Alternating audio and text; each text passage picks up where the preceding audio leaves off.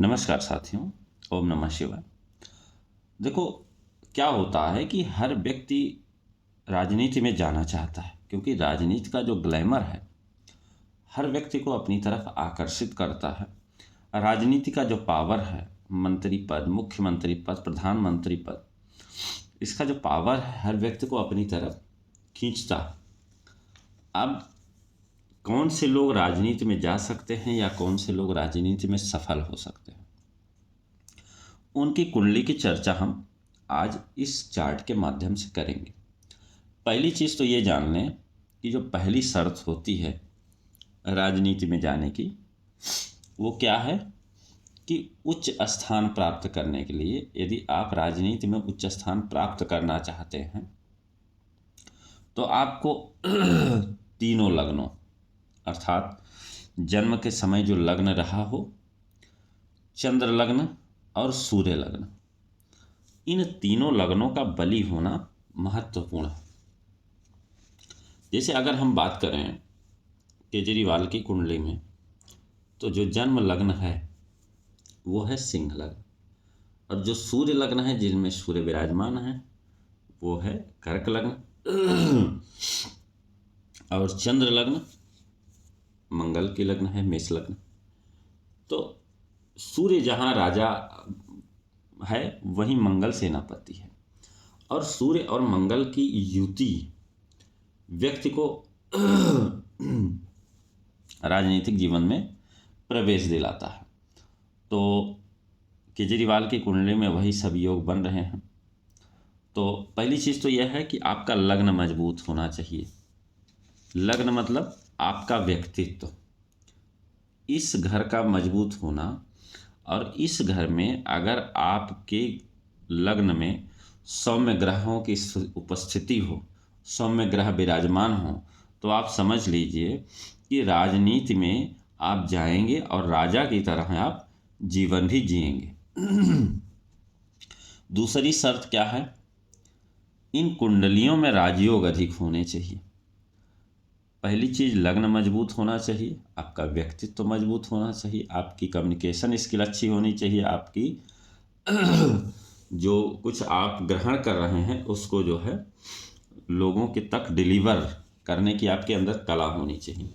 अगर हम नरेंद्र मोदी की कुंडली की चर्चा करें, नरेंद्र मोदी एक सफल राजनीतिज्ञ हैं।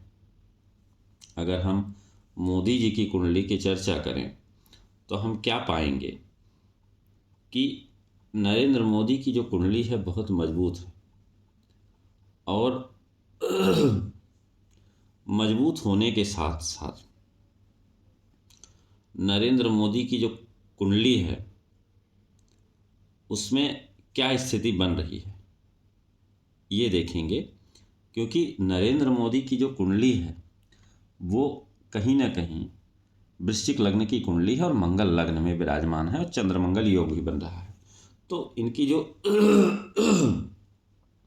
कुंडली में जो योग है, इनका पहली शर्त तो यह है लग्न मजबूत है।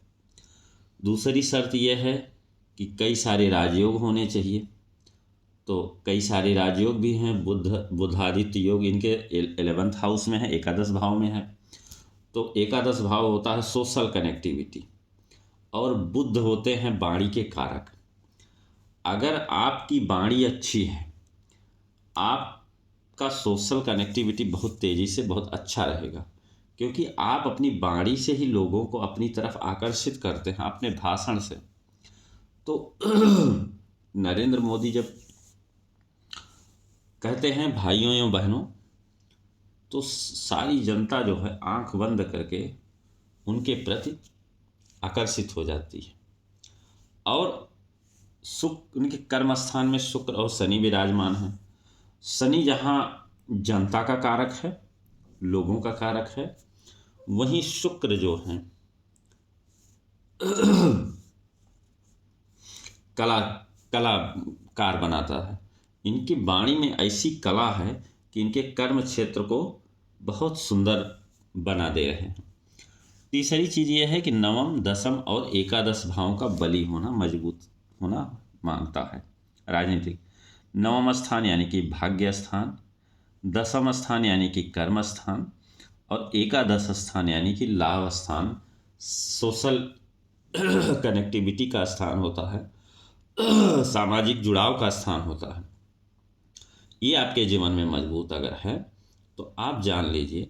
अब आप अगर हम मोदी जी की कुंडली की चर्चा करें तो पंचम स्थान के कारक हैं चंद्रमा, जा कर के लग्न में बैठ गए हैं, एक मजबूत मनोवैज्ञानिक मनोबल प्रदान करते हैं। मंगल के साथ अगर चंद्रमा बैठ जाए तो चंद्र मंगल योग बनता है और व्यक्ति का जो मानसिक स्थिति होती है वो बहुत मजबूत होती है।